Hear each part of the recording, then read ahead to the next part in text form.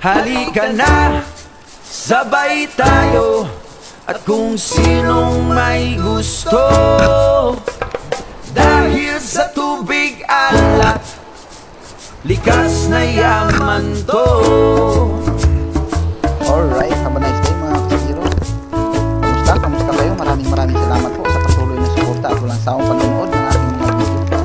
At syempre kung bago ka pa lang, subscribe na lang po. Comment lang para sa shoutout. Let's go! Sa mapagpalang araw pong muli, napakainit at napakakalmada.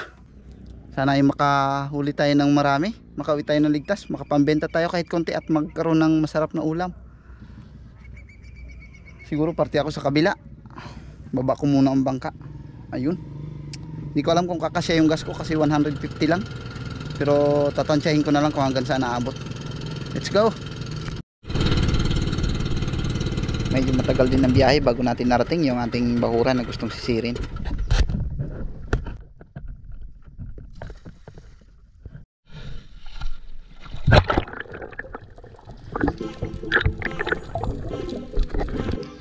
Hindi gaanong malinaw sa banda ng kanto ng bahura, kaya sa taas lang ako ng konti. Hindi na ako bumaba ng gusto sa bahura. At dito na lang ako nagabang ng mga isda na pwede nating mapana dahil napakaraming mga slender unicorn. At syempre nag-fish call tayo baka sakaling may lumapit. Pero nung lumingon ako sa gilid ko, meron ako napansin na coral trout o suno na nakaharap sa akin. Kaya ito na yung aking naging target.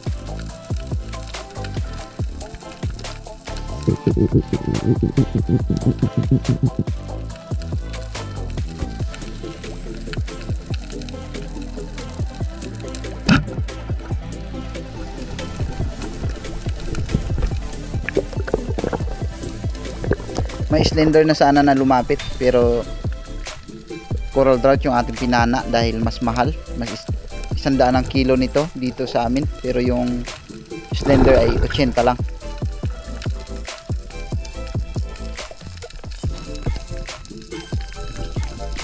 Bullseye yung pagkakatama na sintruhan talaga yung kanyang mata.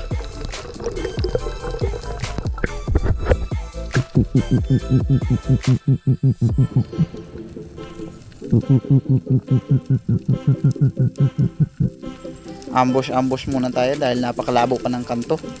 Nag-abang ako dito saglit baka sakaling may mapadaan na pelagic.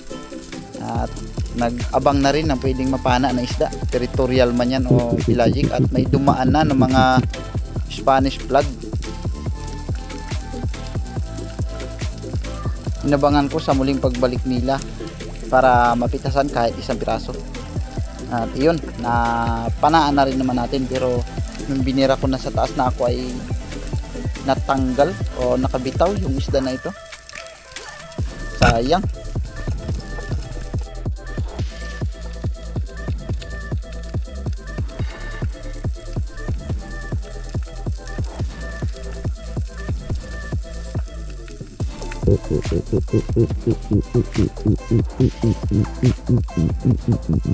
Napakaraming miransing sa bahura na ito, kaya nagabang-abang pa ako saglit baka sakaling meron pa tayong mapana na isda.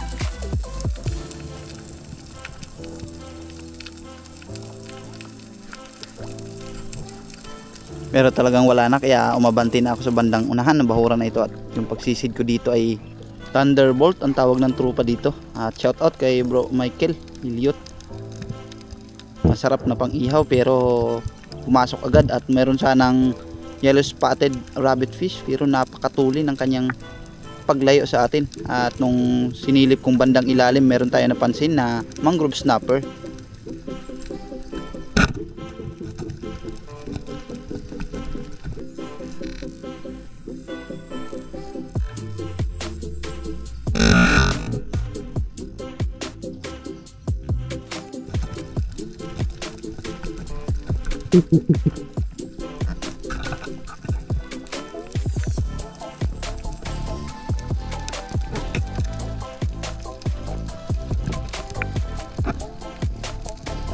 Napakaganda ng timing ng kanyang pagpasok dahil nakaabang na yung ating pana doon sa butas na kanyang papasukan, kaya talagang nakalabitan natin.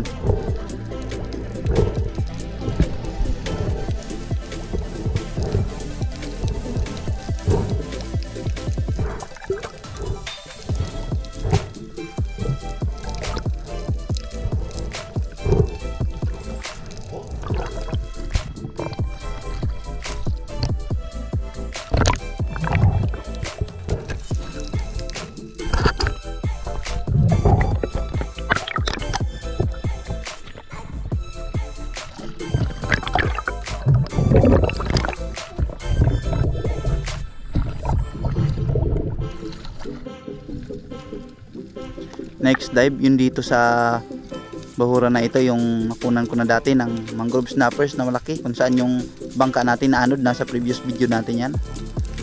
At muli akong nag-abang dito.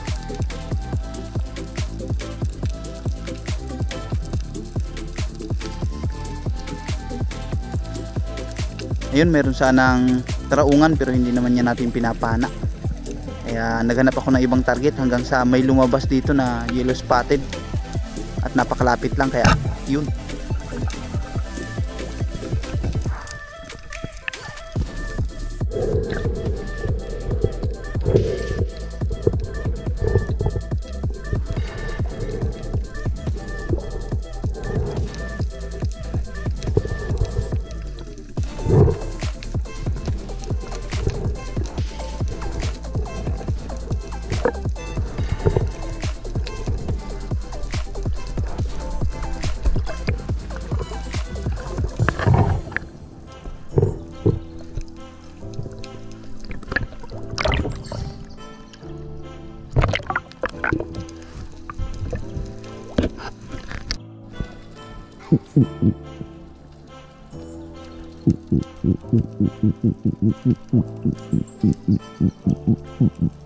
Slender unicorn naman sa dive natin na ito, na napakalayo, kaya nag-fish call tayo baka sakaling lumapit.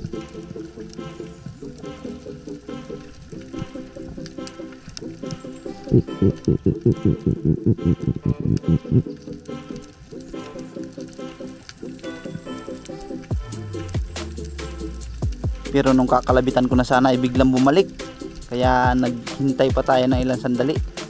At sa pangalawang pagkakataon ng pagsugod niya, yun, inabot na.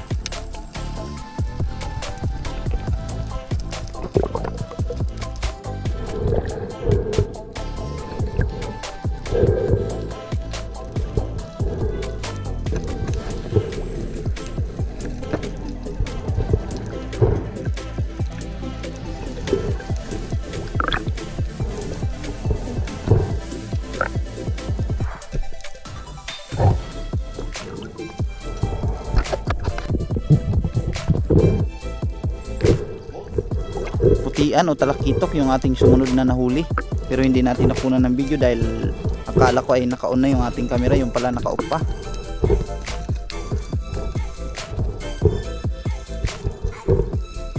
Ito yung pinaiwan ko na maging ulam, sinigang namin.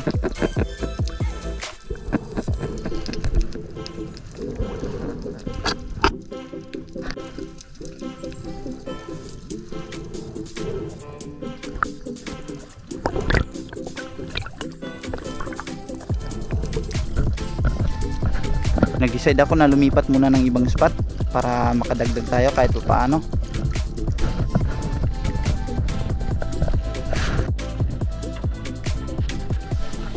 At sa panibagong spot kung saan pagbaba natin ay mayroon ka agad bumungad sa atin na suno.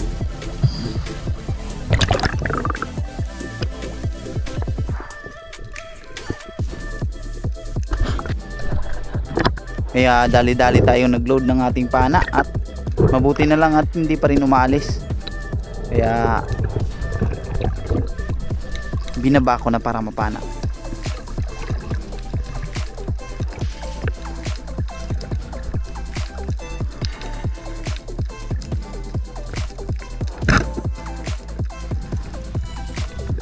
Mabuti na lang at maganda yung pagkakatama.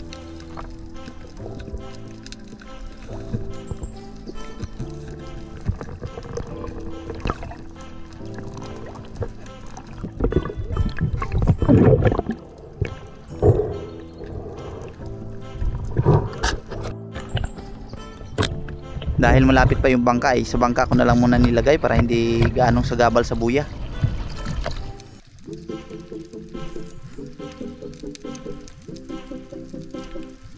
Bago ko tuluyan pinuntahan yung prospect ko dito na bahura kung saan palagi natin tinatawid kapag nandito tayo sa area na ito. At meron dito tayong napansin na 2 pirasong yellow spotted rabbitfish na nakahinto pero hindi muna natin pinana dahil nag-abang tayo ng ibang isda na pwede sana nating mapana na medyo malaki-laki. Pero nung wala ay napilitan na tayong panain yan.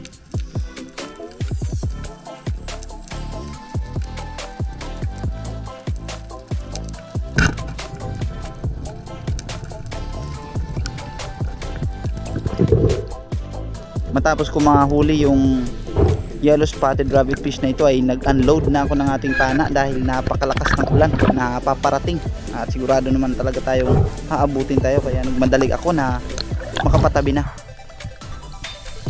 Grabe ang ulan.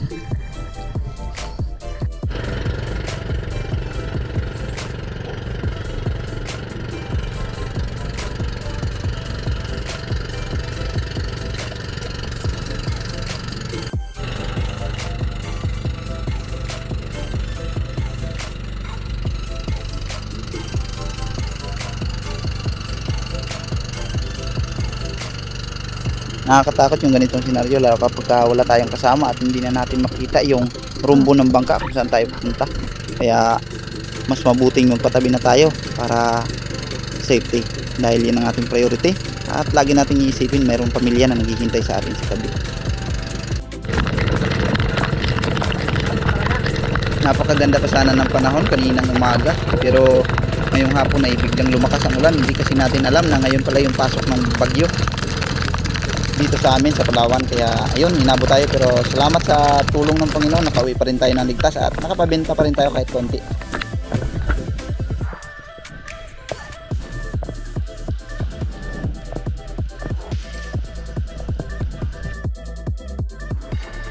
Shout out po muna tayo mga Kaspiro.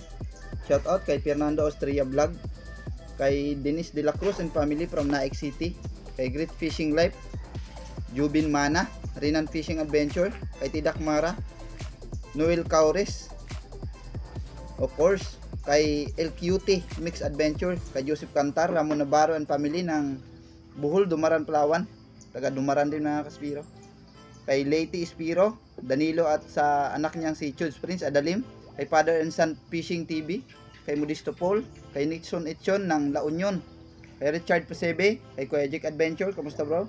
Kay Shen Micaela Ibanez, kay Jan Texay Vlog, Jasper TV, kay Tarzan ng Palawan, at kay Arbok TV, Erickson Belos, Eric Jimenez, Kasalom TV, kay Ryan Gibara, ganun din kay Heli Kitty, kay DJ Lani from Manila, yan, at kay Native Channel. Shout out din kay Native Channel, nakasama natin siya dito sa Dumaran. One time na pumunta sila dito kasama si Joy Adventure at si Sisid ng Ruhas. Yan, shout out sa inyo. Ganon din kay Lovely Mailer. Yan, maraming salamat po sa patuloy na suporta at pagtitiwala.